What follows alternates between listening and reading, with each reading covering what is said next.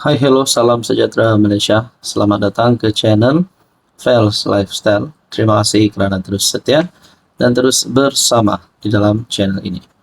Saudara-saudara yang saya hormati, setelah satu dunia gempar, bukan saja satu Malaysia gempar, berkaitan dengan pengumuman Presiden Amerika Syarikat Donald Trump, yang melibatkan isu tarif.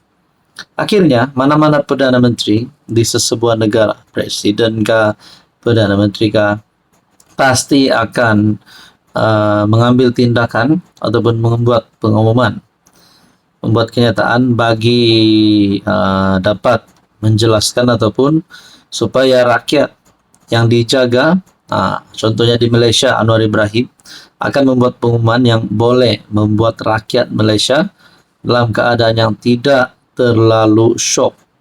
Nah, ini kenyataan Anwar bagi saya pasti menggemparkan seluruh Malaysia, terutamanya kepimpinan pembangkang. Isu tarif timbal balas AS, Malaysia komited cari penyelesaian, kata Anwar Ibrahim. Datuk Seri Anwar Ibrahim menegaskan kerajaan komited sepenuhnya mencari penyelesaian terbaik bagi memelihara dan memastikan akses pasaran tidak terjejas, selain terus menarik pelaburan asing dan menyokong kesejahteraan pekerja serta perniagaan di Malaysia.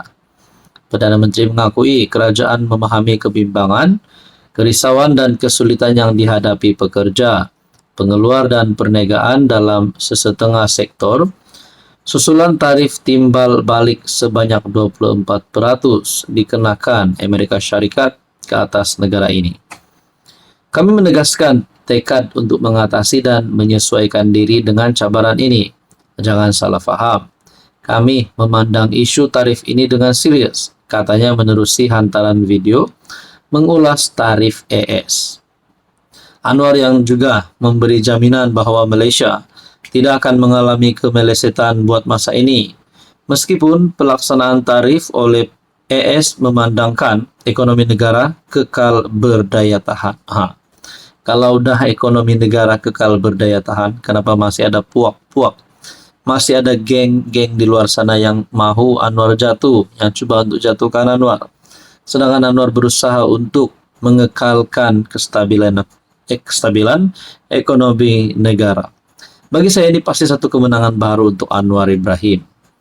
PM juga menegaskan Malaysia tidak akan memperkenalkan tarif balas terhadap AS jika tarif 24% dilaksanakan. Dari perspektif ekonomi, unjuran pertumbuhan KDNK 2025 sebanyak 4.5 hingga 5.5% perlu disemak semula. Bagaimanapun buat masa ini, saya beri jaminan bahawa kerajaan tidak menjangkakan kemelesetan di Malaysia. Bagi saya, saudara-saudara, ini satu pengumuman kerajaan, pengumuman Anwar yang pasti dinantikan rakyat Malaysia, dan ini mungkin menunjukkan Anwar Ibrahim perlu sekali lagi menang pada PRU16 supaya lebih banyak lagi berita gembira berkaitan dengan ekonomi di Malaysia. Hai, hello, salam sejahtera Malaysia. Selamat datang ke channel Fels Lifestyle. Terima kasih kerana terus setia dan terus bersama di dalam channel ini. Tuan-tuan dan puan-puan, ini adalah berkaitan dengan tempoh ataupun kontrak jawatan Ketua Pesuruhjaya SPRM Tan Sri Azam Baki. Mungkin di luar sana ada yang menyokong Tan Sri Azam Baki. Ramai yang menyokong Tan Sri Azam Baki untuk terus memegang jawatan sebagai Ketua Pesuruhjaya SPRM. Tapi dalam masa yang sama, mungkin ramai juga yang tidak suka dengan cara Azam Baki bekerja. Tapi saya sebagai rakyat Malaysia, saya menyokong pilihan dan saya menyokong siapapun juga yang dilantik. Kerana bila mereka dapat sokongan, makna kata mereka buat kerja dengan baik. Nah, ini adalah keputusan kerajaan, terbuka cadangan pembaharuan lantikan Ketua SPRM.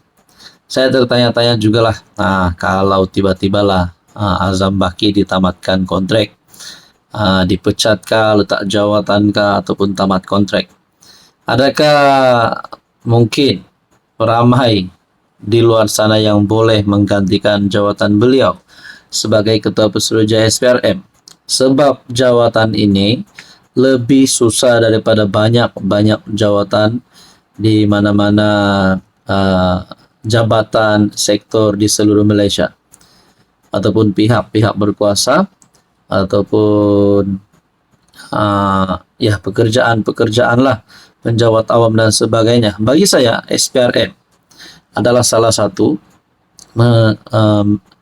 memegang tugas di dalam SPRM, lebih-lebih lagi sebagai Ketua Pesuruhjaya SPRM sendiri, adalah satu tanggungjawab yang amat besar, kerana ini melibatkan agensi pencegahan rasuah. Nah, saudara-saudara yang saya hormati, mungkinkah ada di dalam kepimpinan politik hari ini yang kita dapat lihat boleh menggantikan Azam Baki? Bolehkah begitu? Bolehkah ada daripada menteri di dalam kabinet kerajaan, ataupun mungkin daripada kepimpinan pembangkang, siapa-siapa sajalah boleh jadi Ketua Pesuruhjaya SPRM seperti Tan Sri Azam Baki. Nah, kerajaan terbuka kepada cadangan mengenai pembaharuan proses pelantikan bagi jawatan Ketua Pesuruhjaya SPRM, kata jurucakapnya Fahmi Fazil.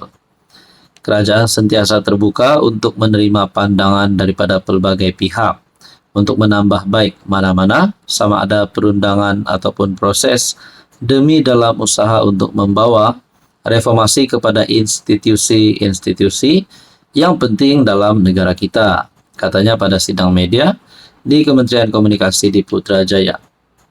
Kabinet juga tidak membincangkan kemungkinan lanjutan untuk Ketua Pesuruhjaya SPRM Azam Baki yang tempoh perkhidmatannya dijadwalkan berakhir pada Mei tambah Fahmi.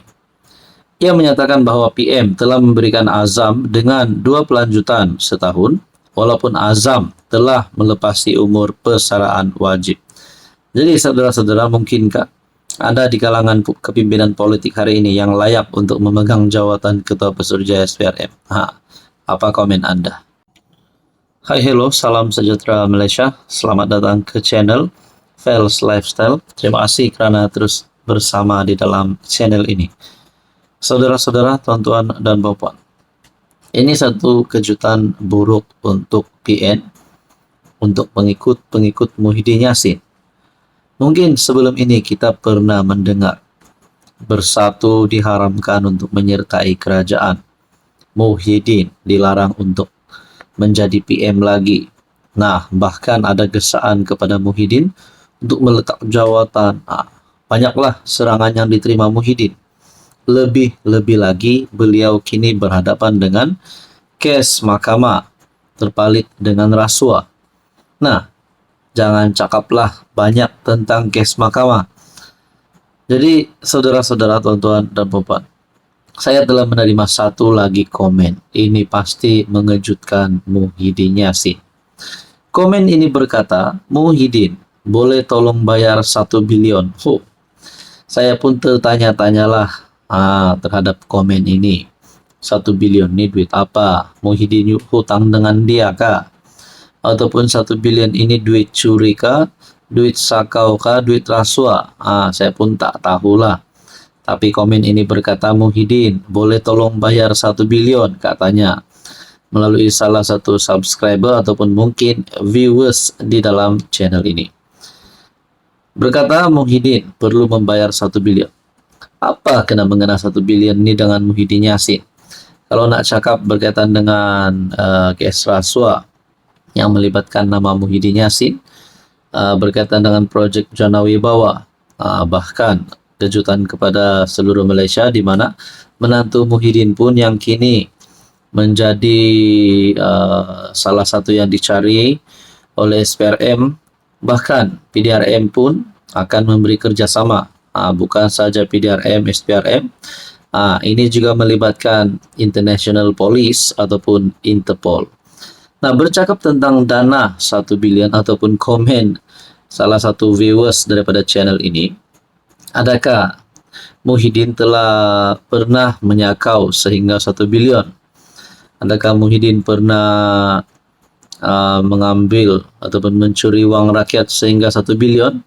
Ataupun terlibat dengan rasuah, melibatkan dana RM 1 bilion? Nah, ataupun ini hanya komen kosong saja, hanya untuk menyerang Muhyiddin. Agak-agak beliau ini bukan penyokong Muhyiddin kot. Jadi apapun saudara-saudara, tuan-tuan dan pokoknya saya amat hormati. Kalaulah perkara ini benar, kita nak tahulah 1 bilion ini dari mana. Kalau benar Muhyiddin terlibat dengan salah laku melibatkan dana 1 bilion, adakah dengan ini Muhyiddin layak untuk tidak lagi bertanding, untuk letak jawatan, untuk tidak lagi bertanding pada PRU, PRK seterusnya. Nah, saudara-saudara, apa komen Anda?